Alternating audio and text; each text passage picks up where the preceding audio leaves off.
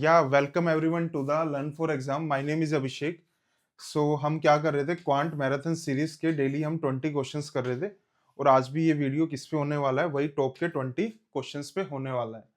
तो ये हमारा एक व्हाट्सएप नंबर है, ऑलरेडी काफी स्टूडेंट्स को पता भी होगा। तो अगर आपको फॉर्म फिलिंग के रिगार्डिंग अगर कोई हेल्प चाहिए हो या लास्ट मिनट क्वेरीज हो तो just WhatsApp on this number. तो फर्स्ट क्वेश्चन पे चलते हैं आज के हमारे।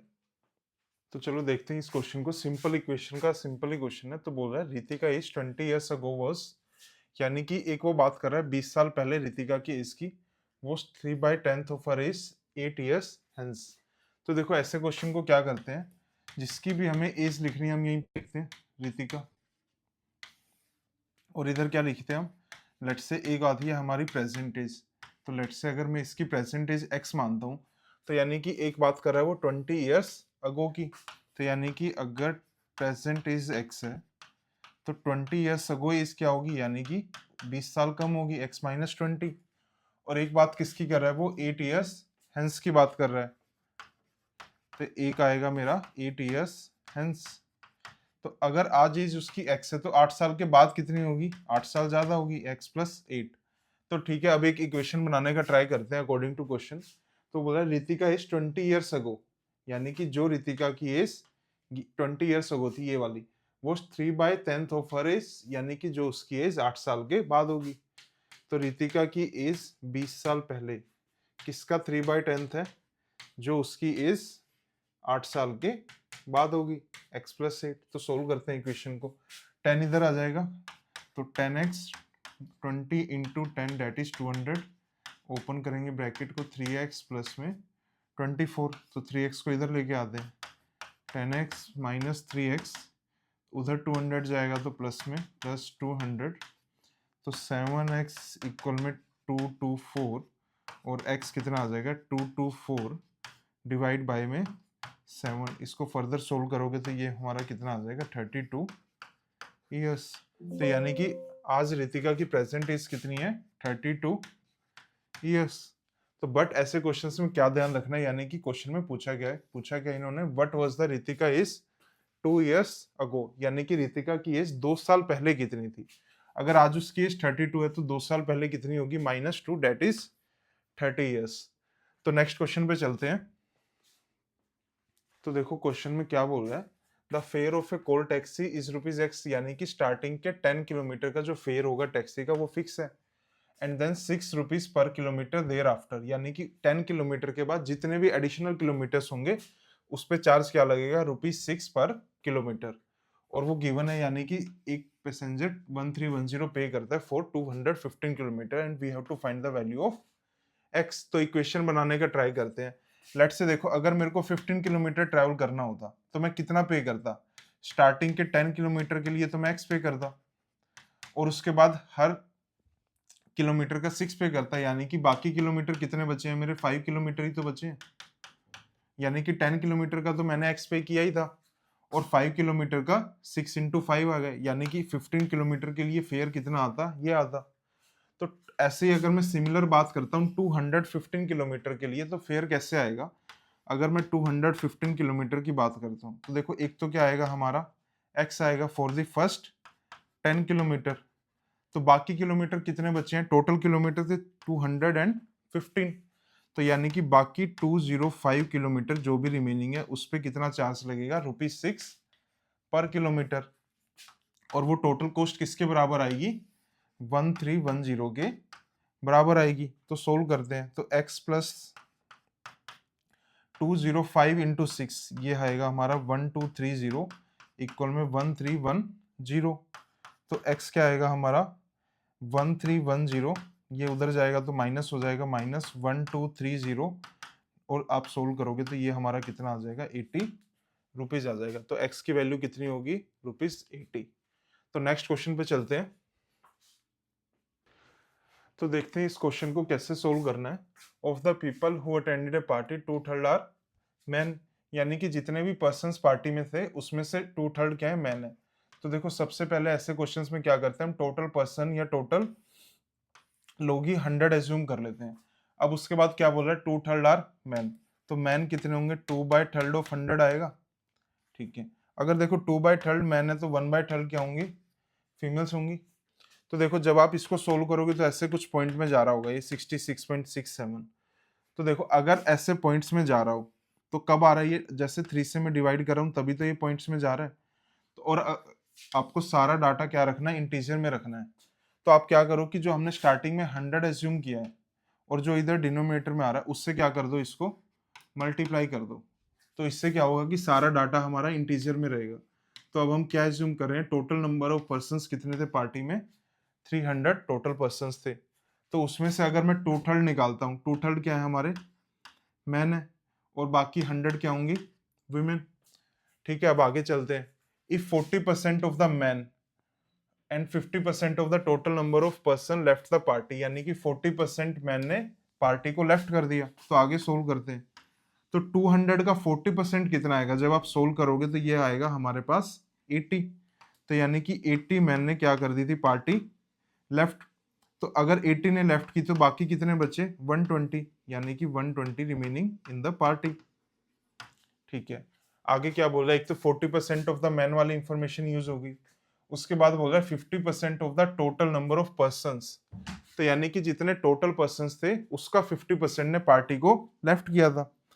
तो देखो अगर टोटल तो यही वाले हैं तो इसका 50% अगर हम सोल्व करेंगे कितना आएगा हमारे पास, 150 आएगा। 50% हाफ होता है। तो यानी कि टोटल 150 पर्संस ने पार्टी को लेफ्ट किया था। तो देखो 18 मैन ने लेफ्ट किया था, अगर 80 मैन ने लेफ्ट किया और टोटल 150 पर्संस ने लेफ्ट किया तो यानी कि 70 फीमेल ने पार्टी को लेफ्ट किया होगा, तभी तो दोनों का एडिशन 150 होगा। और अगर 100 फीमेल्स में से 70 ने लेफ्ट किया तो बाकी रिमेनिंग कितनी होंगी पार्टी में, 30। तो ठीक है, अब क्वेश्चन क्या पूछता है वो देखते हैं। What percentage of the women had left the party. तो वुमेन्स का कितने परसेंट सेक्शन ने पार्टी को लेफ्ट किया। तो टोटल वुमेन्स कितनी है, 100, कितनों ने लेफ्ट किया, 70। तो परसेंटेज क्या निकालते हैं जो हमारा रिक्वायर्ड है, 70 ने लेफ्ट किया, टोटल 100 थे इंटू 100। तो 100 से 100 कैंसिल, आंसर क्या आ गया हमारा, 70%। That is option B. तो नेक्स्ट क्वेश्चन पे चलते हैं। तो देखो ये वाला क्वेश्चन भी कुछ कुछ लास्ट वाले क्वेश्चन की तरह ही है। A person save 20% of his income, next year income कुछ इंक्रीज हुआ है और कुछ एक्सपेंडिचर राइज हुआ है। तो देखो ऐसे क्वेश्चन में भी हमने सेम क्या करना है, टोटल इनकम उसकी इस करंट ईयर में क्या एज्यूम करेंगे, हम 100 एज्यूम करेंगे। देखो अब वो बोल रहा है a person save 20% of his income, यानी कि अगर उसकी टोटल इनकम 100 है तो वो सेव कितने करता है, उसका 20%, यानी कि 20 सेव करता है। तो एक्सपेंडिचर कितना आएगा उसका, 80 आएगा। ठीक है, अब वो क्या बोल रहा है, next year his income increases by 30%। तो नेक्स्ट ईयर पे आते हैं। तो उसकी यहाँ पे करंट ईयर में इनकम कितनी थी, 100। तो नेक्स्ट ईयर में अगर 30% इंक्रीज आएगा तो इनकम कितनी हो जाएगी उसकी, 100 पे 30% इंक्रीज 130। और वो क्या बोल रहा है, एक्सपेंडिचर इंक्रीजेस बाय 25%। तो देखो यहाँ पे उसका एक्सपेंडिचर कितने थे, 80 रुपीज एक्सपेंडिचर थे, या 80 जो भी आपने एज्यूम किया है। तो उसका 25% क्या हो गया, यहाँ पे इंक्रीज हो गया। तो 25% इंक्रीज करूंगा तो फ्रैक्शन 5/4 ऑफ 80 सोल्व करोगे कितना आएगा, 100। तो यानी कि उसका एक्सपेंडिचर 25% इंक्रीज होके कितना हो गया अब 100। इनकम कितनी है उनकी 130। तो 130 में अगर मेरा 100 एक्सपेंडिचर है तो 30 रुपए क्या है, मेरी सेविंग है। ठीक है, अब पूछा क्या है, what by what percentage increase in saving. तो देखो अगर मैं सेविंग की बात करता हूं तो उससे पहले कितना सेव हो रहा था, 20। अब कितना सेव हो रहा है, 30। यानी कि 20 से 30 हुई है। तो हमें क्या निकालना है इसके बीच में, परसेंटेज चेंज। परसेंटेज चेंज क्या होगा, कितने का डिफरेंस है इनके बीच में, 10। किस पे इंक्रीज हुआ है, इस 20 पे इंक्रीज हुआ है, इंटू 100। तो 0 से 0 कैंसिल आउट, 10 से ये 5 पे कैंसिल आउट होगा। तो आंसर क्या आ गया हमारा, 5 into 10 that is 50%, option D.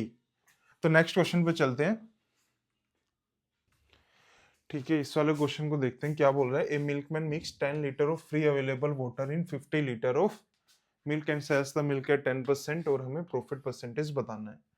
तो देखो जो हमारी सीरीज वाली फर्स्ट वीडियो थी उसमें मैंने एक फॉर्मूला डिस्कस किया था, प्रॉफिट एंड लॉस परसेंटेज किसके बराबर होता है, नंबर ऑफ क्वांटिटी या वॉल्यूम, यहाँ पे वॉल्यूम आ रहा है, originally given to the customer, और ऊपर क्या आता है, profit and loss of volume into 100। तो देखो अगर मैं यहाँ पे मेरे दो प्रॉफिट आ रहे हैं, एक तो प्रॉफिट किससे आ रहा है, वो एक तो 10 लीटर ऑफ वाटर किस में मिक्स कर देता है, दूध में मिक्स कर देता है। एक उसका दूसरा प्रॉफिट किधर से आ रहा है कि वो जिस कॉस्ट प्राइस पे मिल्क को परचेज करता है उससे ज्यादा पे वो सेल भी कर रहा है, यानी कि दो प्रॉफिट्स हमारे पास यहाँ पे आ रहे हैं। तो देखो सबसे पहले क्या करेंगे, हम एक प्रॉफिट कैलकुलेट करेंगे, 10 लीटर पानी मिलाने में 50 लीटर से कितना प्रॉफिट उसका आ रहा है। तो यही वाला फॉर्मूला क्या करेंगे, हम यूज करेंगे। तो प्रॉफिट, तो देखो अगर मैं बात करता हूँ कस्टमर के पास ओरिजिनल कितनी क्वांटिटी जाएगी, वो तो 50 लीटर ही जाएगी, क्योंकि ओरिजिनल मिल्क कितना है हमारे पास 50 है, और मेरा फॉर्मूला क्या था, number of volume originally given to the customer. तो कस्टमर के पास ओरिजिनल मिल्क कितना गया, और इसको प्रॉफिट कितने लीटर्स का हो रहा है, यहाँ पे 10 लीटर्स का प्रॉफिट हो रहा है इनटू 100। तो जीरो से जीरो कैंसिल आउट, 500 पे कैंसिल आउट होगा 20। तो यानी कि यहां से मेरा प्रॉफिट कितना आ रहा है, 20% का प्रॉफिट आ रहा है, जो सिर्फ पानी मिलाने से आ रहा है। तो एक दूसरा प्रॉफिट कितना आ रहा है मेरा, 10% above the cost price cell कर रहा हूं, तो एक दूसरा प्रॉफिट मेरा 10% आ रहा है। तो देखो जब भी ऐसे दो प्रॉफिट आते हैं तो हम क्या करते हैं, एक प्रॉफिट हमारा आ रहा है 20%, एक दूसरा प्रॉफिट क्या आ रहा है 10% का, यानी कि एक के ऊपर एक प्रॉफिट आ रहा है। तो नेट प्रॉफिट हमारा क्या आता है, इन दोनों का सक्सेसिव आता है, 20% इंक्रीज एंड 10% इंक्रीज। तो काफी सारे स्टूडेंट्स को पता भी होगा 20% इंक्रीज एंड 10% इंक्रीज का सक्सेसिव क्या आता है। तो अगर आप फाइंड आउट भी कर रहे हो तो 20 प्लस 10, 10 इंटू 20 बाय में 100, तो ये वाला पार्ट कितना हो गया 30, जीरो से जीरो, जीरो से जीरो, डेट इज 2। तो कितना आ रहा है ये 30 प्लस 2, डेट इज 32% इंक्रीज आ रहा है, यानी कि 32% का क्या हो रहा है, हमको प्रॉफिट हो रहा है मिल्कमैन को। तो बस ये वाला फॉर्मूला ध्यान रखना, काफी जगह यूज होता है, फर्स्ट वीडियो में भी मैंने बताया था और यहाँ पे भी ये यूज हो रहा है। तो ठीक है, नेक्स्ट क्वेश्चन पे चलते हैं। ठीक है, क्वेश्चन में क्या बोल रहा है, the mark price of an article, यानी कि किसी का मार्क प्राइस गिवन है, but will be the selling price निकालना है, बट हमें क्या गिवन है, टू सक्सेसिव डिस्काउंट उस पर ऑफर किए हैं। देखो एक तो हमने लास्ट क्लास वाले में किया था कि टू, उसमें भी टू सक्सेसिव डिस्काउंट पूछ रहा था कि नेट डिस्काउंट कितना होगा, बट यहाँ पे भी क्या गिवन है, किसी मार्क प्राइस पे वो टू सक्सेसिव डिस्काउंट देके सेलिंग प्राइस हमसे पूछ रहा है। तो देखो एक तो 10% क्या हो रहा है, डिस्काउंट का मतलब क्या होता है, लेट्स से अगर मैं डिस्काउंट 10% बोलता हूँ तो 10% क्या होता है, प्राइस डिक्रीज हो जाता है। अगर मैं 37.5% डिस्काउंट दे रहा हूँ, यानी कि वो वैल्यू 37.5% डिक्रीज हो गई। तो देखो एक मेथड तो यही बनता है, आप 10% डिक्रीज, 37.5% डिक्रीज, इन दोनों का सक्सेसिव निकाल लो, कितना परसेंट डिक्रीज है उस पर लगा दो। तो भाई वो तो काफी कॉम्प्लिकेटेड हो जाना है। तो एक हमारे पास जब हम पढ़ते हैं, यानी कि एक हमारे पास मेथड और बनता है जिससे हम फ्रैक्शन से सोल्व करते हैं। देखो अगर मेरे को 960 पे अगर मैं फर्स्ट वाला डिस्काउंट लगाता हूँ जो कि 10% डिक्रीज है, तो अगर मैं किसी भी क्वांटिटी को 10% डिक्रीज करूंगा तो फ्रैक्शन कितना आता है हमारा, 9/10 आता है। ठीक है, सेकंड डिस्काउंट कितना है, 37.5% है। तो हम सबको पता है 37.5% का फ्रैक्शन क्या आता है, 3/8 आता है। अगर हमें पता है 37.5 का फ्रैक्शन 3/8 है और वो हमको डिक्रीज करना है, तो कितना बचता है, उसमें से 5/8 रिमेनिंग आता है। तो अगर मैं 37.5% डिक्रीज कर रहा हूँ तो किससे मल्टीप्लाई करूंगा, 5/8 से मल्टीप्लाई करूंगा। तो सोल्व कर लेते हैं, ये जीरो से जीरो कैंसिल आउट, 896 पे 12 पे, तो 12 into 9, 12 into 5 that is 60, and 60 into 9 that is 540। यानी कि अगर मैं टू सक्सेसिव डिस्काउंट देता हूँ 960 पे, वो कितने पे सेल होगा, 540 पे सेल होगा। अगर आप सक्सेसिव लगाना चाहो you can also do it with that, but वो काफी कॉम्प्लिकेटेड हो जाएगा। तो बेस्ट इज आप फ्रैक्शंस यूज करो, 10% डिक्रीज का 9/10 फ्रैक्शन आएगा, 37.5 डिक्रीज के लिए 5/8 का फ्रैक्शन आएगा। तो नेक्स्ट क्वेश्चन पे चलते हैं। तो देखो इस क्वेश्चन में, in how many years will a sum of money becomes 7 times of itself at 6% per annum simple interest. तो देखो मैं एक चीज बता देता हूँ, लेट्स से अगर मैं एक बात करता हूँ, एक क्वांटिटी ए से 3A हो गई, इसमें कितने परसेंट का इंक्रीज है? मतलब कोई क्वांटिटी ए से 3 हो गई यानी कि 3 टाइम्स हो रही है, तो कितने परसेंटेज का इंक्रीज है? अब देखो काफी सारे स्टूडेंट देखते ही बोलते हैं ये 3 टाइम्स हुआ है तो 300% का क्या आएगा यहाँ पे? इंक्रीज आएगा, जो कि गलत है। देखो अगर हमें सोल्व करना है इजी वे में तो हम क्या करते हैं, एक क्वांटिटी अपने आप का 100% होती है, तो ए अपने आप का कितने परसेंट है? 100 है, इसका 300% यही है, यानी कि एक क्वांटिटी 100% से क्या हो गई? 300% हो गई। तो कितने परसेंटेज का इंक्रीज है इसमें? 200% का इंक्रीज है।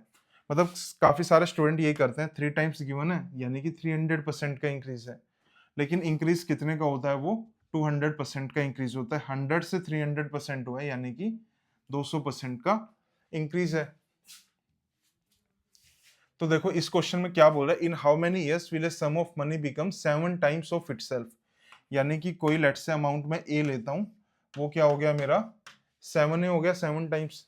तो एक क्वांटिटी अपने आप का क्या है? 100% है, और 7 ए क्या होगा? 700%। तो यानी कि कितने परसेंट का इंक्रीज आया यहाँ पे? 600% का इंक्रीज आया, यानी कि सिंपल इंटरेस्ट में 600% का इंक्रीज 6% रेट से कितने टाइम में आएगा? तो देखो सिंपल इंटरेस्ट में क्या होता है, हर साल 6% का इंक्रीज आएगा, और कितने का इंक्रीज लेके आना है हमें? 600% का इंक्रीज लेके आना है। तो 600% का इंक्रीज एक साल में 6 आएगा, तो डिवाइड करेंगे तो कैंसिल आउट करोगे तो ये कितना आएगा हमारे पास? 100 ईयर्स। यानी कि अगर मैं 6% से जाऊंगा तो मेरे को कितना टाइम लगेगा? टोटल 100 ईयर्स लगेंगे। ये वाला पार्ट काफी इजी था, बट ध्यान काफी सारे स्टूडेंट गलती यही करते हैं कि 7 है अगर गिवन है तो वो 600% का इंक्रीज है, ना कि 700% का इंक्रीज है। तो देखते हैं क्वेश्चन क्या बोल रहे हैं, sum amounts to this in 2 years and this in 3 years at simple interest. और हमें क्या बताना है, find the sum and rate of interest. देखो अगर 2 साल के बाद अमाउंट इतना हो रहा है, 3 साल के बाद अमाउंट हो रहा है, तो इसका तो हमें फॉर्मूला ही पता है डायरेक्ट। देखो अगर मैं amount at the end of second year निकालता हूँ, सेकेंड ईयर के बाद अमाउंट कितना आता है वो हमारा? पी प्लस में पी आर टी बाय में 100 की जगह पे 2 पुट कर देंगे। तो अगर मैं इक्वेशन बनाता हूँ 10,540 किसके बराबर होगा? पी प्लस में पी आर टाइम कितना है? 2 डिवाइड बाय में 100 आएगा। एक दूसरी इक्वेशन क्या बनेगी? 11,560 कितना आ रहा है? पी प्लस में पी आर टी, और टी की जगह क्या पुट कर देंगे हम?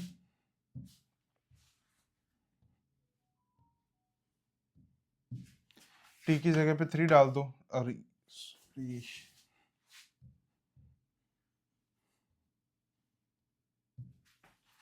P R into 3 divide by में 100। तो इसमें क्या है, दो वेरिएबल है आपके पास, एक पी है एक आर है, तो दो वेरिएबल दो इक्वेशन। एक तो यही बनता है कि दोनों को सोल्व कर लो तो इससे भी आंसर आ जाएगा। बट देखो अगर थोड़ा सा फास्टली करना है, मेथड 2, तो हमको एक चीज पता है, जो सिंपल इंटरेस्ट में हर साल इंटरेस्ट आता है वो क्या होता है? सेम होता है। Interest in each year is same. तो देखो अगर जो अमाउंट 2 साल के बाद इतना है, 3 साल के बाद इतना है, तो 2 से 3 में क्या डिफरेंस आया होगा कि 2 साल के अमाउंट में 1 साल का इंटरेस्ट ऐड हुआ होगा। देखो अगर 10,540 में 1 साल का इंटरेस्ट यानी कि लेट से जो भी आएगा वो आई ऐड होगा, और वो कितना आएगा? 11,560। तो इससे क्या होगा, हर साल जो भी इंटरेस्ट आ रहा है we can find that easily. तो यानी कि इंटरेस्ट ऑफ ईच ईयर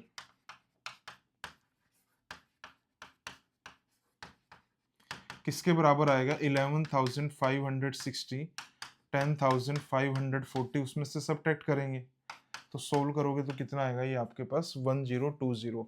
यानी कि 1 साल का इंटरेस्ट कितना होगा हमारा? 1020। तो देखो अगर मैं अब इस पे आता हूं कि 2 साल के बाद अमाउंट कितना हो गया? 10,540। तो इसमें क्या हुआ होगा? तो इसमें भी तो सेम यही होगा, प्रिंसिपल प्लस में 2 साल का इंटरेस्ट ऐड हुआ होगा, और वो कितना आया होगा? 10,540। तो एक आई की वैल्यू तो पता ही है, I is the I am taking the interest of each year, तो आई की वैल्यू पता है, तो principal we can find that. तो पुट करते हैं आई की value, P plus 2 into 1020 equal में 10,540। तो P ये जो ये आएगा मेरा 2040, उधर जाएगा तो माइनस, P कितना आएगा 10,540 में से माइनस करूंगा 2040, सोल्व करोगे तो ये हमारे पास कितना आ जाएगा 8500। तो देखो अगर मैं अब ऑप्शंस पे आता हूँ तो एक ही ऑप्शन ऐसा है जिसमें मेरा प्रिंसिपल कितना आ रहा है 8500। तो मेरे को इंटरेस्ट वाले पार्ट निकालने की तो जरूरत ही नहीं है। तो इंटरेस्ट तो हम तब निकालते हैं ना जब दो ऑप्शन में 8500 होता है, तो एक ही ऑप्शन में 8500 है, तो आंसर क्या होगा हमारा ऑप्शन सी। तो देखो क्वेश्चन क्या बोल रहा है, इस sum compound interest amount to this after 1 year and this after 3 years compounded annually, और we have to find out the rate of interest। तो एक तो गिवन है 8000 अमाउंट हो जाती है कितने एक साल के बाद आफ्टर 1 ईयर, और 11520 अमाउंट हो जाती है कितने साल में आफ्टर 3 इयर्स। तो देखो एक तो वे वही बनता है, यानी कि अगर आप फॉर्मूला से लगाओगे तो एक इक्वेशन इधर से बनेगी, एक इक्वेशन उधर से, तो वही एक हमारा वेरिएबल p आएगा, एक r आएगा, same as the last question. तो कंपाउंडेड में क्या होता है कि हम फॉर्मुलेस तो कभी यूज करते ही नहीं है, फॉर्मुले करने भी जाओगे तो यूज हो नहीं पाएंगे। तो देखो एक कंसेप्ट हमको पता है, amount at the end of each year या कॉन्जिक्यूटिव ईयर्स जो इंक्रीज होता है वो किससे इंक्रीज होता है, r% से इंक्रीज होता है। कैसे, लेट से अगर अमाउंट आफ्टर 1 ईयर कितना 8000%, तो वो r% से इंक्रीज होगा कितने पे, आफ्टर 2 ईयर्स के लिए। यानी कि अगर मैं 2 साल के बाद करूंगा तो वो r% इंक्रीज होगा। सेकंड से अगर थर्ड पे जाऊंगा तो क्या होगा, वो फर्दर r% इंक्रीज होगा आफ्टर 3 इयर्स। तो अगर मैं बात करता हूँ डायरेक्ट आफ्टर 1 ईयर से आफ्टर 3 इयर्स पे, तो आर इंक्रीज 2 बार हो रहा है। तो यानी कि एक तरह से वो क्या आ रहा है, एक बार r% इंक्रीज, एक बार फिर से r% इंक्रीज, दोनों का क्या आ रहा है, सक्सेसिव आ रहा है। तो एक तो मैं क्या करता हूँ, सबसे पहले इनका ओवरऑल परसेंटेज चेक कर लूँ कितना आ रहा है। 8000 से अगर कोई भी अमाउंट 11520 होती है तो कितने परसेंटेज का इंक्रीज है, तो परसेंटेज चेंज निकाल लेते हैं। कितने का चेंज आ रहा है, 3520 का चेंज आ रहा है, किस पे आ रहा है, 8000 पे चेंज आ रहा है, और इनटू 100, तो 10 से 10, 20 से 20, ये 8 पे कैंसिल आउट करूंगा तो डेट इज 4 एंड 44। तो यानी कि कितना परसेंटेज चेंज आया हमारा, 44% चेंज आया है। देखो अब क्या होगा कि देखो r% इंक्रीज हुआ था, r% इंक्रीज हुआ था, यानी कि r% इंक्रीज का सक्सेसिव कितना आना चाहिए, 44% आना चाहिए। r% इंक्रीज का सक्सेसिव किसके बराबर आएगा, 44% के बराबर आएगा। तो देखो अब काफी स्टूडेंट्स को तो ये पता होगा 44% किसका आता है, 20 का सक्सेसिव आता है, तो 20 क्या होगा, आंसर होगा। अगर आपको फिर भी नहीं पता है, एक वे ये बनता है कि आप सारे ऑप्शंस 1 बाय 1 चेक कर लो, जिससे भी आपका सक्सेसिव 44 आ जाए, वो क्या होगा, हमारा आंसर होगा। और अगर वो भी नहीं करना है फिर तो लास्ट में वही बचता है कि फॉर्मूला लगा दो। अगर r और r का सक्सेसिव क्या आएगा, r plus r square by 100, और किसके बराबर आएगा, ये 44 के बराबर आएगा। तो आप सोल्व करोगे तो इससे क्या होगा, r 20% आ जाएगा। बट सिंपल वही है कि अगर आपका इतना सोल्व हो गया तो या तो आप डायरेक्ट देख लो या 1 बाय 1 ऑप्शन से चेक कर लो कि किसका सक्सेसिव 44 आ रहा है। तो ठीक है, इसका आंसर क्या होगा हमारा, 20% आंसर होगा। तो नेक्स्ट क्वेश्चन पे चलते हैं। तो देखो क्वेश्चन क्या बोल रहा है, n boys can complete a piece of work in 44 days. तो यानी कि एन बॉयज कितने में काम कंप्लीट करते हैं, 44 डेज में वर्क को कंप्लीट करते हैं। आगे क्या बोल रहा है, n+24 boys work complete in 12 days less than the work completed by n।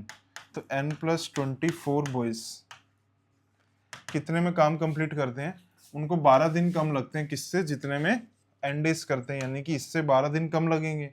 तो इससे 12 डेज लेस पे आऊंगा तो कितना टाइम लगेगा, 32 डेज लगेगा। तो एक फॉर्मूला पता ही है हमको, m1t1 किसके बराबर होगा, इसमें m2t2 के बराबर होगा।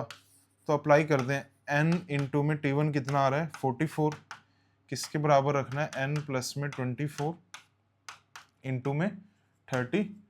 तो सोल्व कर दें, 44n किसके बराबर है 32n प्लस में 32 इंटू 24, तो ये इधर आएगा तो माइनस का 12n किसके बराबर आ रहा है 32 इंटू 24 के इक्वल आ रहा है, तो 12 पे 24 कैंसिल आउट 2, तो n की वैल्यू क्या हो गई 64 वैल्यू हो गई, और शायद n की वैल्यू ही पूछी है, तो आंसर क्या होगा हमारा ऑप्शन सी आंसर होगा। Let's move to the next question. तो देखो क्वेश्चन क्या कहता है, Mohak can complete a piece of work in 39 days, तो यानी कि मोहक को कितना टाइम लगता है एक वर्क को पूरा करने में, 39 डेज का टाइम लगता है। Mohak and Rishabh working together for 26 days and this by completing the work, यानी कि Mohak and Rishabh M and R कितने डेज में एक वर्क को पूरा करते हैं, 26 डेज में क्या करते हैं पूरा करते हैं, और हमको क्या निकालना है मोहक का शेयर हमको फाइंड आउट करना है। तो देखो एक तो क्या होगा इसमें बिल्कुल बेसिक मेथड होगा जिससे आप जनरली हम एलसीएम लेके सोल्व करते हैं। देखो जो अमाउंट होगा वो किस में डिवाइड होगा, जो रेट ऑफ डूइंग वर्क है उसी में हम अमाउंट को डिवाइड करते हैं, यानी कि जो स्पीड का रेशियो आता है। लेकिन इसमें क्या है मोहक 39 डेज में करता है, मोहक एंड ऋषभ 26 में करते हैं। तो हम जो बेसिक से करते थे क्या करते थे, पहले टोटल वर्क डन एज्यूम करते थे। वर्क डन क्या एज्यूम करेंगे, दोनों का एलसीएम, और एलसीएम कितना आएगा इसका 78 आएगा। तो यानी कि अगर एलसीएम आया तो स्पीड ऑफ मोहक आएगा, यानी कि rate of doing work by मोहक कितना आ रहा है, वर्क डन 78 है, टाइम कितना लगा 39, 78 बाय में 39 that is 2 units per day. तो स्पीड ऑफ मोहक प्लस में स्पीड ऑफ ऋषभ वो क्या होगा, क्योंकि दोनों को 26 डेज लग रहे हैं, तो दोनों की टुगेदर स्पीड कितनी आएगी 78 बाय में 26 डेट इज 3। तो देखो स्पीड ऑफ मोहक कितनी थी 2 थी, speed of Mohak plus speed of Rishabh कितनी आई है 3 आई है, तो स्पीड ऑफ ऋषभ कितनी आएगी 1 आएगी, क्योंकि 1 प्लस 2 क्या होगा 3 होगा। अब अमाउंट किस में डिवाइड करते हैं हम, रेट ऑफ डूइंग वर्क, यानी कि जो इनके स्पीड का रेशियो होता है उसमें अमाउंट को हमको डिवाइड करना है। तो यानी कि स्पीड ऑफ मोहक रेशियो स्पीड ऑफ ऋषभ किस रेशियो में आ रहा है 2:1 के रेशियो में आ रहा है, तो अमाउंट ऑफ मोहक कितना आएगा, लेट्स से मैं एम लिख रहा हूँ अमाउंट टू मोहक, यानी कि 2:1, तो यानी कि टोटल अगर 3 रुपीज होते कैसे डिवाइड होता, 2 इधर जाते और 1 इधर, तो यानी कि मोहक को 2/3 शेयर मिलेगा, 2/3 ऑफ टोटल अमाउंट कितना है 9000, तो 2/3 ऑफ 9000 शेयर मोहक को मिलेगा। तो आप सोल्व करोगे तो ये कितना आ जाएगा 6000 आ जाएगा। Answer is option C. तो देखो एक मेथड तो यही बनता है जो हमने बिल्कुल बेसिक से किया है, पहले एलसीएम एज्यूम किया, फिर रेट ऑफ डूइंग वर्क निकाला, रेशियो क्या आ रहा है, और उसमें क्या किया हमने अमाउंट को डिवाइड किया। बट इसमें क्या एक डायरेक्ट अप्रोच भी बनती है। देखो एक क्वेश्चन हमने शायद लास्ट वाली वीडियो या उससे पहले वाली वीडियो में होगा, एक हमने फ्रैक्शन से टाइम एंड वर्क का क्वेश्चन सोल्व किया था। लेट्स से मैंने उसमें एग्जांपल लिया था, अगर मैं किसी काम को 10 डेज में कंप्लीट करता हूँ तो मेरे को उसका 10% करने में कितना टाइम लगेगा। अगर मैं 10 डेज में करता हूँ किसी वर्क को 10% करने में कितना टाइम लगेगा 1 डे लगेगा, 20% करने में कितना लगेगा 2 डे लगेगा। ठीक है, तो देखो क्या बोल रहा है, मोहक एक पीस को कितने टाइम में कंप्लीट करता है 39 डेज में करता है। मोहक एंड ऋषभ ने टुगेदर कितने डेज में काम कंप्लीट किया है 26 डेज में काम कंप्लीट किया है। अगर देखो मोहक 39 डेज में कंप्लीट ही करता तो मोहक 26 डेज में कितना वर्क करेगा, मोहक वर्क इन 26 डेज, यानी कि वर्क तो क्या हुआ है हमारा पूरा हुआ है, तो वो 26 डेज में कितना काम करेगा, यही फ्रैक्शन था, यही आता है जितने दिन काम किया और जितने में वो एक काम को कंप्लीट करता है। तो 26/39 ऑफ द वर्क कंप्लीट किया होगा मोहक ने, तो ये कितना आ रहा है फ्रैक्शन 2/3 आ रहा है, यानी कि मोहक ने 2/3 ऑफ द वर्क कंप्लीट किया होगा, और ऋषभ ने कितना किया होगा 1/3 किया होगा, उसकी हमें जरूरत भी नहीं है। तो अगर मोहक ने पूरे वर्क में से 2/3 किया है, अब 2/3 ऑफ द वर्क किया, तो यानी कि 2/3 उसको क्या मिलेंगे अमाउंट भी मिलेगी। तो अमाउंट ऑफ मोहक क्या आ जाएगा यहाँ से डायरेक्ट 2/3 इंटू 9000, जो सोल्व करोगे तो क्या आ जाएगा 6000 के बराबर आ जाएगा। तो मेन चीज वही ध्यान रखना, बेसिक से करना है ठीक है, थोड़ा सा टाइम कंज्यूमिंग होगा, बट अगर आप डायरेक्ट फ्रैक्शन वाला लगा सकते हो। अगर आपने लास्ट वीडियो नहीं देखी है तो प्लीज वॉच डैट, उसमें हमने फ्रैक्शन वाले की बात की है, एक दो क्वेश्चन शायद आए थे, तो फ्रैक्शन वाले से करोगे तो काफी इजी ये वाला क्वेश्चन हो जाएगा। तो नेक्स्ट क्वेश्चन पे चलते हैं। चलो देखते हैं इस क्वेश्चन को क्या बोल रहा है। Walking 20% faster than is usual speed a man reaches office.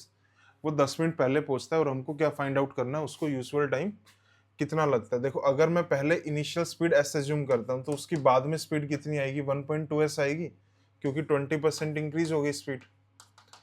और देखो इसमें क्या होगा, डिस्टेंस तो सेम ही रहेगा ऑफिस से घर के बीच में। तो इक्वेशन बनाने का ट्राई करते हैं। देखो जो टाइम मेरे को यूजुअल लगता था वो उसकी वैल्यू क्या आएगी, डी बाई एस आएगी। डिस्टेंस थी, एक यूजुअल स्पीड थी, और अब मेरे को टाइम कितना लगा है, डी बाई में 1.2s लगा है। तो दोनों का डिफरेंस ही गिवन है मेरे को, यानी कि एक में जो टाइम लगता है दूसरे में उससे 10 मिनट पहले पहुंचता हूँ, यानी कि दूसरे की 10 मिनट वैल्यू कम है। तो यही बनेगी क्वेश्चन। और पूछ क्या रहा है, find is the usual time the man takes to reach the office. तो यूजुअल टाइम उसका क्या आएगा, ये आएगा डी बाई एस। भाई उसका डेली का डिस्टेंस डी था, स्पीड एस थी, तो डेली यूजुअल टाइम तो उसे डी बाई एस लगता था। तो हमको we have to find the value of d by s from this equation.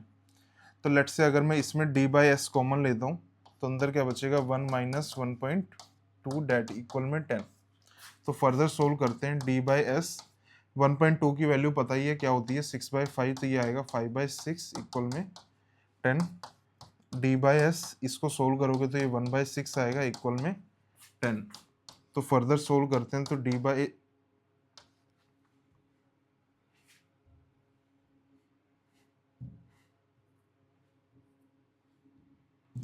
By S मेरा कितना आ रहा है, 10 इंटू 6 डेट इज 60 मिनट। तो आंसर क्या होगा हमारा यहाँ पे, 60 मिनट। तो देखो ये तो क्या हो गया मेथड 1, अगर आपको इक्वेशन वाले मेथड से जाना है। अब अगर थोड़ा सा फास्टली अगर आपको करना है तो कल भी हमने एक बात की थी, मेथड 2। अगर देखो फॉर्मूला क्या होता है, डिस्टेंस इक्वल में स्पीड इनटू टाइम होता है। अगर मेरा डिस्टेंस कांस्टेंट है तो यानी कि स्पीड किसके इनवर्सली प्रोपोर्शनल होती है, टाइम के इनवर्सली प्रोपोर्शनल होती है। तो देखो अगर मैं बात करता हूँ उसकी initial speed and final speed, अगर मैं यूजुअल स्पीड ये वाली लेता हूँ और फाइनल यानी कि 20% ज़्यादा ये लेता हूँ, तो देखो ये क्या हुआ, 20% ज़्यादा स्पीड। हमको पता है 20% का फ्रैक्शन क्या आता है, 1/5, यानी कि 5 पे 1 का इंक्रीज किसके बराबर होता है, 20% के बराबर होता है। तो 5/6 क्या आएगा, यानी कि सॉरी ये 5 पे 1 का इंक्रीज होके कितना आएगा, 6 आएगा। तो S1 S2 का रेशियो कितना आ गया, 5/6 आ गया। तो टाइम का क्या होगा, उससे इनवर्स होगा। और 2 में अगर मैं रेशियो ले रहा हूं तो उसका रिवर्स ही आ जाता है इनवर्स में।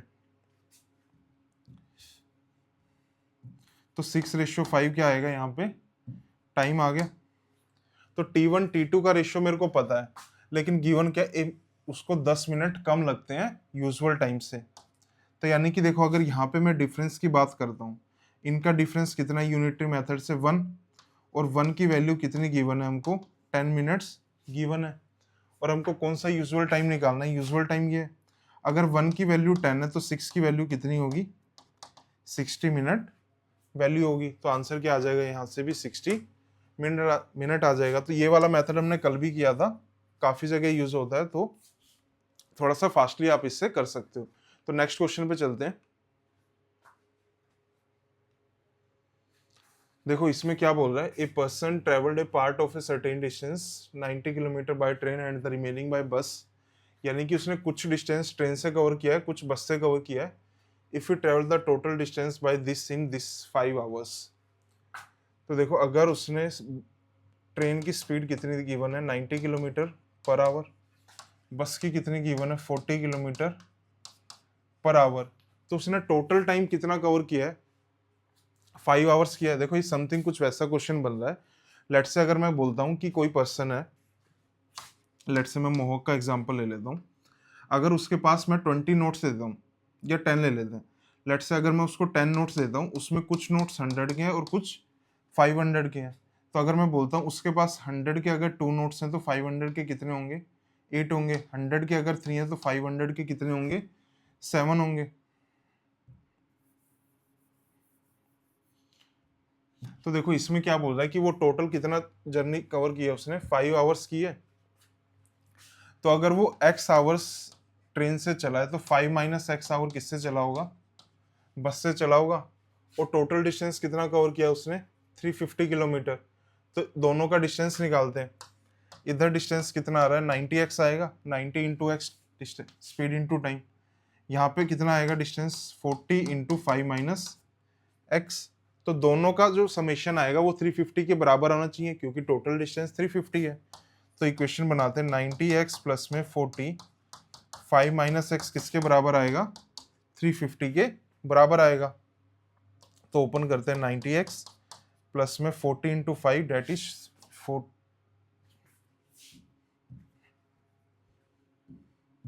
40 into 5 200 minus 40x that is 350। तो 90x माइनस 40x कितना आएगा, 50x आएगा। इधर प्लस का 200 उधर जाएगा तो नेगेटिव डेट इज 150। तो x कितना आ जाएगा हमारे पास, 150 बाई 50 डेट इज 3। तो यानी कि x की वैल्यू कितनी आ रही है, 3 आ रही है। तो 5 माइनस एक्स कितना होगा, 2 होगा। अब देखो उन्होंने पूछा क्या है, find the distance travelled by बस। बस से उसने कितना डिस्टेंस कवर किया है। तो बस की स्पीड पता है, बस का टाइम पता है, तो डिस्टेंस आ जाएगा। डिस्टेंस कितना आएगा, बस की स्पीड 2 घंटे चला है तो कितना आ रहा है, 80 किलोमीटर बस से कवर किया होगा। तो आंसर क्या होगा हमारा, ऑप्शन सी आंसर होगा। तो नेक्स्ट क्वेश्चन पे चलते हैं।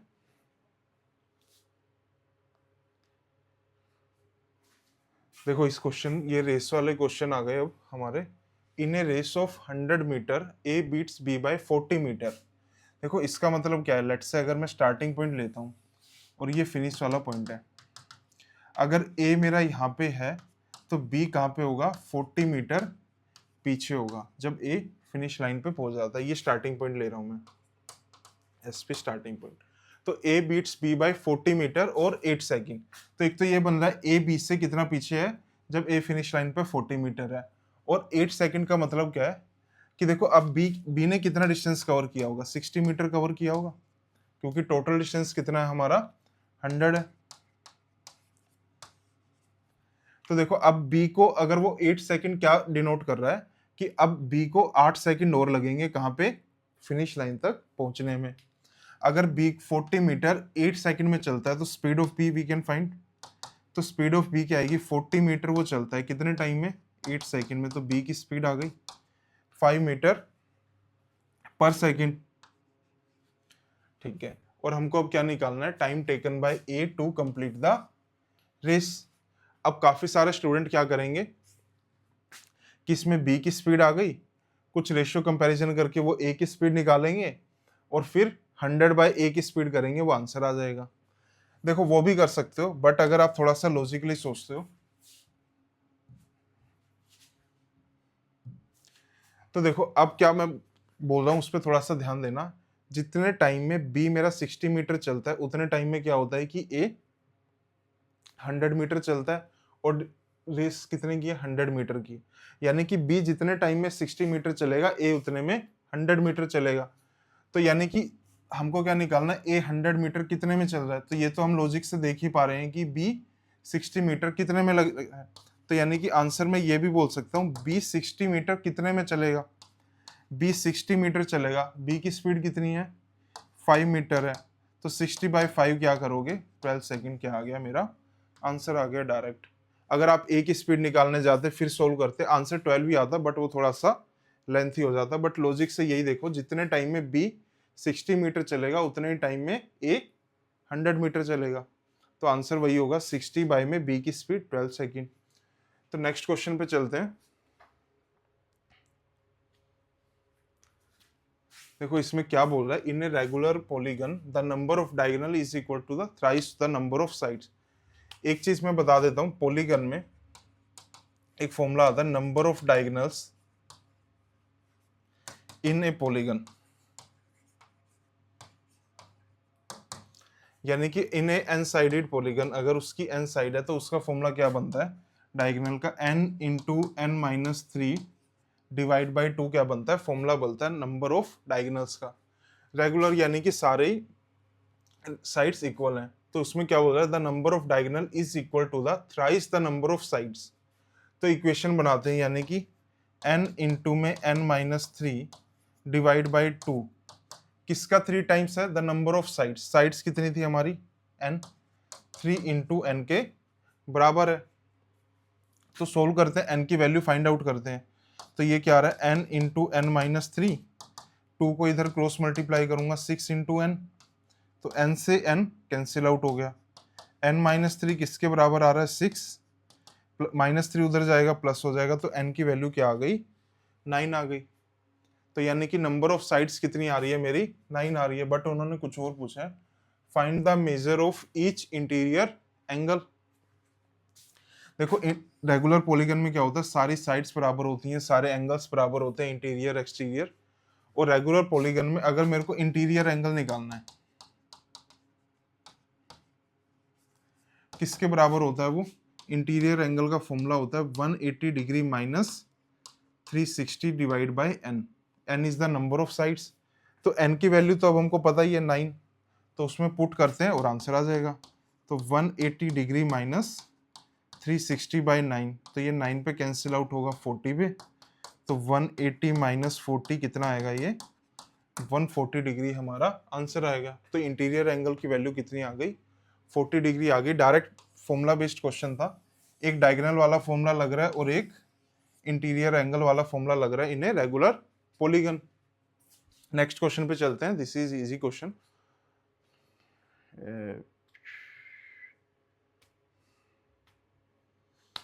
ठीक है, इस क्वेश्चन को देखते हैं। क्या P X Y P Q R are second in a circle if P X, यानी कि एक सर्कल हमको गिवन है, P X Y P Q R, यानी कि पी पॉइंट से 2 सेकेंड ड्रॉ किए, ड्रॉ कर लेते हैं इससे। मैं इस पॉइंट को पी एज्यूम कर लेता हूँ, एक मेरा सेकेंड हो गया एक्स वाई, एक हो गया मेरा हमारा सेकेंड क्यू आर। अब क्या गिवन है? पी एक्स किसके बराबर है? 2 पी क्यू के बराबर है, यानी कि पी एक्स की जो लेंथ है वो डबल है किससे? 2 पी क्यू से। ठीक है, बाद में देखेंगे। एक्स वाई किसके बराबर गिवन है? 12 सेंटीमीटर के बराबर गिवन है एक्स वाई की लेंथ। पी क्यू किसके बराबर गिवन है? 4 सेंटीमीटर के बराबर है। अगर देखो पी क्यू किसके बराबर है? 4 सेंटीमीटर के बराबर है, तो मेरे को यही गिवन था। पी क्यू से डबल क्या है? पी एक्स है। पी क्यू 4 पता है, तो इस वाले में अगर मैं पी क्यू की वैल्यू रखूंगा, पी एक्स आ जाएगा इसका डबल, तो पी 4 का डबल क्या होगा? 8 सेंटीमीटर। ठीक है, और हमको वैल्यू किसकी बतानी है? क्यू आर की वैल्यू बतानी है। देखो अगर मैं सेकेंड थ्योरम लगाता हूं तो उससे रेशियोज क्या बनेंगे? देखो हम क्या लेते हैं, पॉइंट पी जिससे सेकेंड है उससे रेशियो लेंगे, P X multiply by P से डिस्टेंस लेना है किसका? P Y.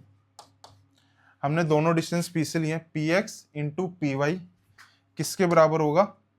पी से डिस्टेंस लेना है पी क्यू इंटू पी से आर, यही डिस्टेंस होगा पी से, यानी कि सारे डिस्टेंस हमने किससे लिए हैं? पी से लिए हैं। तो पी एक्स की वैल्यू पता है हमको कितनी है? 8 है।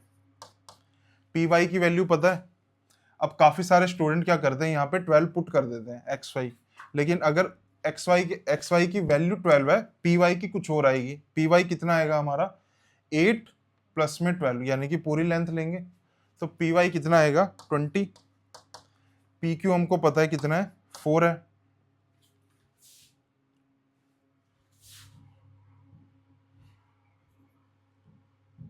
और लास्ट वाली लेंथ क्या लेनी है? P R. पी आर की लेंथ कितनी आएगी? लेट्स से ये वाली है 4, और मैं इसको क्या एज्यूम कर लेता हूँ? एक्स कर लेता हूँ, तो पी आर की लेंथ कितनी आएगी? 4 प्लस एक्स। तो ए की वेरिएबल है और हमको एक्स की वैल्यू बतानी है क्यू आर की। तो सोल्व करते हैं, ये 4 पे कैंसिल आउट 2 पे, 20 इंटू 2 40 किसके बराबर आ रहा है? 4 प्लस में एक्स के बराबर आ रहा है, तो 4 इधर आएगा तो एक्स कितना आ गया? 36 सेंटीमीटर के बराबर आ जाएगा, तो एक्स इज 36 सेंटीमीटर। तो आंसर क्या होगा हमारा? Option A. तो ये भी डायरेक्ट क्वेश्चन था, बट गलतियां यही करते हैं स्टूडेंट, पी वाई को 12 ले लेते हैं और उसमें कहीं ना कहीं कुछ और आंसर आपका आ जाता है। Let's move to the next question. देखते हैं इस वाले क्वेश्चन को क्या बोल रहा है। The sum, find the sum of all 2 digits number that give remainder 3 when divided by 7। तो 10 से 99 वाले क्या होते हैं? सारे हमारे 2 डिजिट नंबर होते हैं। तो लेमन से सबसे छोटा नंबर देखेंगे जो 7 से रिमाइंडर क्या देता है, 3 देता है। तो अगर मैं लेमन से करता हूँ तो पहला नंबर क्या आएगा 10, सेकंड क्या आएगा 17, थर्ड इज 24, उसके बाद 31, और एक ये पैटर्न बनेगा। और ये क्या बन रहा है, +7 एक एपी सीरीज बन रही है। अगर हमको एपी सीरीज बननी है तो हम लास्ट नंबर देख लेते हैं। देखो 14 इंटू 7 कितना होता है 98, तो 98 प्लस 3 रिमाइंडर के लिए जाऊंगा, वो कितना हो जाएगा 101 हो जाएगा।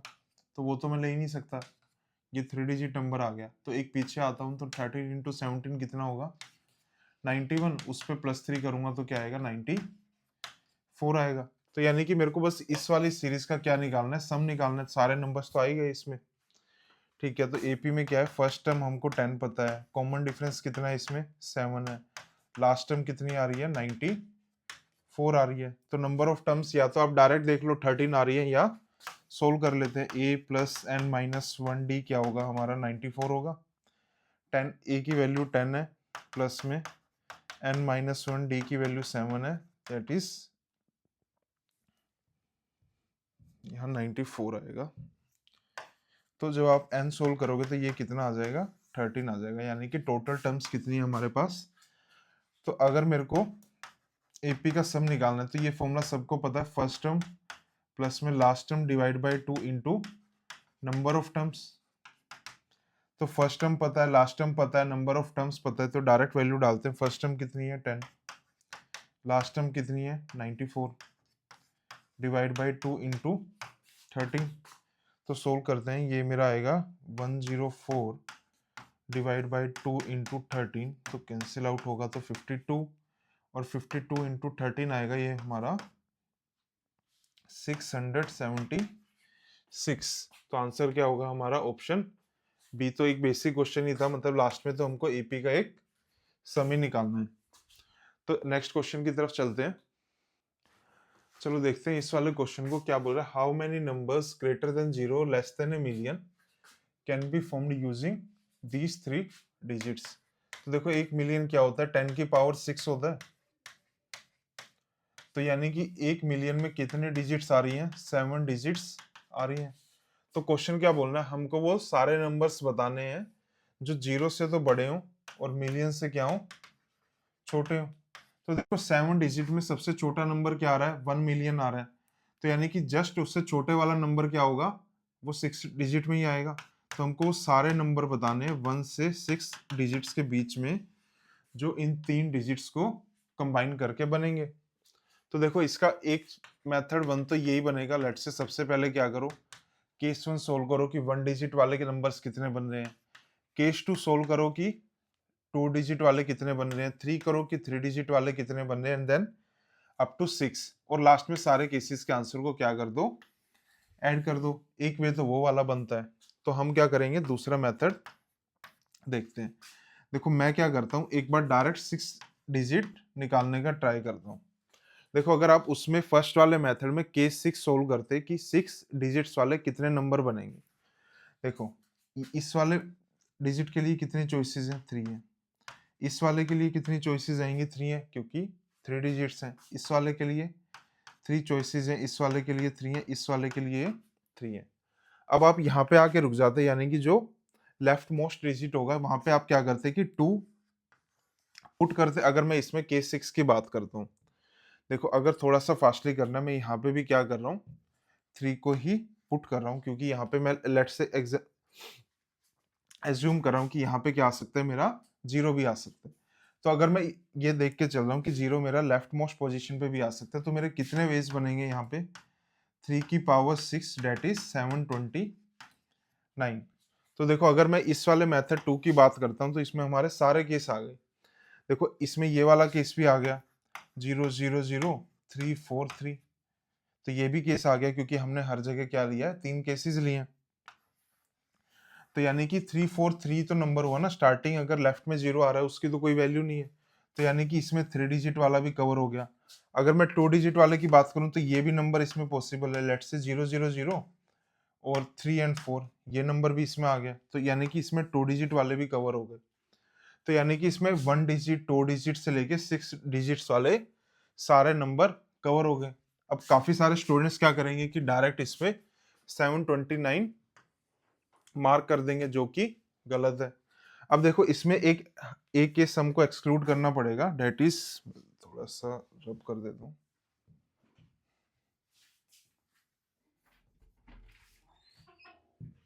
इसमें एक के सम को एक्सक्लूड करना पड़ेगा, कौन सा, लेट से अगर एक नंबर ऐसा भी तो बन सकता है जो सब पे जीरो, लेकिन हमको जीरो से बड़े वाला नंबर लेना है, तो जो एक ये केस है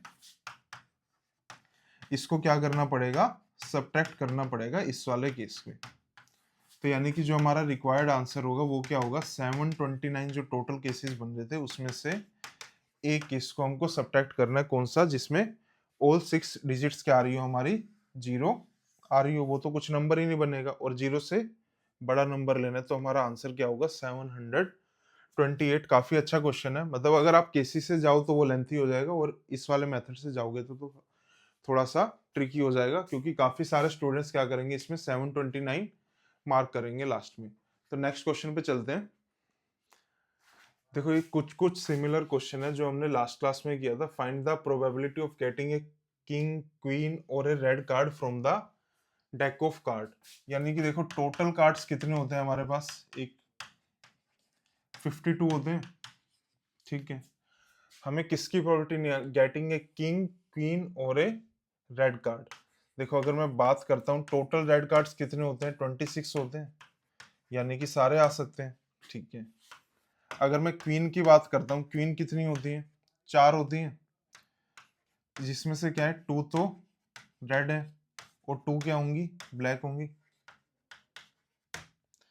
किंग कितने होते हैं, सेम 4, सेम उसमें भी क्या होगा, 2 रेड वाले होंगे और 2 ब्लैक वाले होंगे।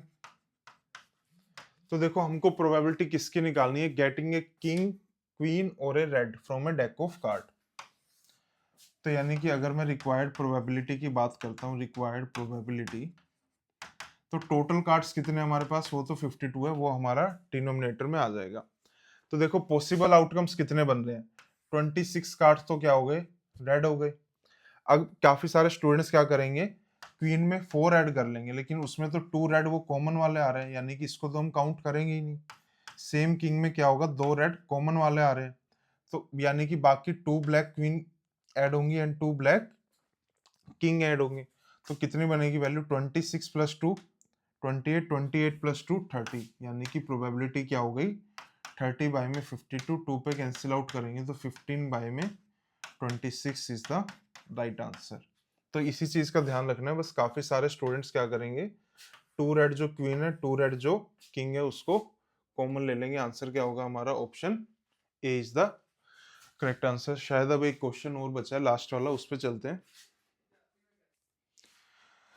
चलो देखते हैं इस वाले क्वेश्चन को भी क्या है। इफ ए बाई बी, यानी कि एक ए बाई बी की वैल्यू गिवन है रेशियो में, सेकंड क्या गिवन है, बी बाई सी का एक रेशियो गिवन है 5/2, और एक थर्ड वन गिवन है सी बाई डी डेट इज 3/4, और पूछी किसकी वैल्यू है, ए बाई डी की उन्होंने वैल्यू पूछी है। तो देखो एक तो इसका सिंपल जो बिल्कुल बेसिक वे बनता है वो क्या बनता है, ए बी में रिलेशन पता है, बी सी में रिलेशन पता है, सबसे पहले आप ए बी सी में रेशियो निकाल लो, ठीक है। अब ए बी सी में एक बार रेशियो आ गया इस वाले रिलेशन को यूज करके, उसके बाद सी डी के साथ रिलेशन गिवन है, तो आप ए बी सी डी का रेशियो निकाल लो, और उससे क्या होगा, जो ए डी का रेशियो आ रहा होगा वही क्या होगा हमारा आंसर होगा। एक वे तो वो वाला बनता है, लेकिन अगर मैं डायरेक्ट शॉर्टर वाले वे पे जाता हूँ, मेथड 2, तो इसमें क्या है, देखो मैं क्या कर रहा हूँ, मुझे क्या चाहिए, ए बाई डी चाहिए, तो मैं ए बाई डी को ऐसे लिख सकता हूँ, a by b multiply b by c multiply c by d लिख सकता हूँ, क्योंकि बी से बी क्या हो गया, कैंसिल आउट हो गया, सी से सी क्या हो गया, कैंसिल आउट हो गया, बचेगा क्या, ए बाई डी बचेगा। तो यानी कि a by b multiply b by c multiply c by d क्या देगा हमको, ए बाई डी देगा, और हमको ए बाई डी तो फाइंड आउट करना है, तो वैल्यू डालते हैं, ए बाई बी कितना है, 2/3 है, बी बाई सी कितना है, 5/2 है, एंड सी बाई डी कितना है, 3/4। तो 3 से 3 कैंसिल आउट हो गया, 2 से 2 कैंसिल आउट हो गया, वैल्यू कितनी बची, डेट इज 5/4। तो बिल्कुल सिंपली हो गया ना, उसमें हम ए बी सी का रिलेशन निकालते, फिर ए बी सी डी का निकालते, उसकी जरूरत ही नहीं है। तो डायरेक्ट अगर हमको A/D का रेशियो निकालना है तो कितना आ रहा है वो 5/4, डेट इज ऑप्शन बी। तो शायद ये लास्ट क्वेश्चन था। हाँ, तो ये हमारा एक व्हाट्सएप चैनल का QR कोड है, अगर आप ज्वाइन करना चाहो तो फ्री क्विज के लिए। और ऑलरेडी 5000 प्लस स्टूडेंट्स क्या कर चुके हैं, इसमें ज्वाइन कर चुके हैं। ये स्टार्टिंग में भी व्हाट्सएप नंबर आया था, अगर आपको कोई भी क्वेरीज हो सीमेट के सिलेबस या कोई भी आपको रिसोर्सेज चाहिए हो या इसी क्लास की अगर आपको PDF चाहिए हो तो just WhatsApp on this number. And thank you for the session, मतलब अगर आप लास्ट तक देख रहे हो तो